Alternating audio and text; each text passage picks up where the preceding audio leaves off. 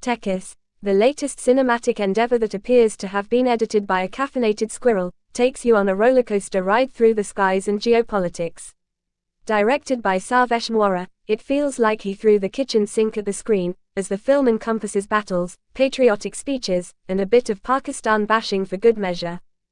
The movie's narrative is structured around a rescue mission deep within an outpost in Pakistan, reminiscent of the popular film Yuri.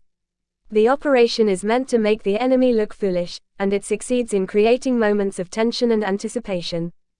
The first half is a bit like an unruly hunk of footage, with scenes rushing past like commuters trying to catch the last train home.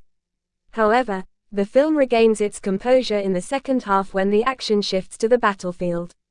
The aerial combat scenes in the climax are well executed, maintaining a commendable tone that never veers into loud and jingoistic territory. The protagonist, Tejas Gill, played by Kangana Ranaut, is a top-notch IAF pilot who thrives on danger.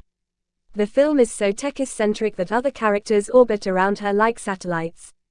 The relationships are secondary to Tejas, who calls the shots with an intensity that could rival an espresso shot, and consequences of those said actions are never really enforced, since she is, after all, the protagonist in the film. The film's portrayal of the Indian Air Force is a blend of reverence and dramatic license. It presents the IAF in a glorified light, emphasizing the courage and dedication of its pilots. While this patriotic fervor adds to the film's appeal, it occasionally borders on over-the-top jingoism. While the almost 2-hour-long film tries to steer away from Pakistan bashing and focuses on the issue of terrorism, it occasionally stumbles into eye-roll territory, especially with a villain named Sarkalam, and a daring rescue operation designed to make the enemies look like fools. The film makes an effort to introduce us to Tekas's background and the supportive environment that nurtured her dream of becoming a pilot, but it skims over these elements, leaving us with a rather one-dimensional view of her character. We know she's courageous and patriotic, but we yearn for more depth.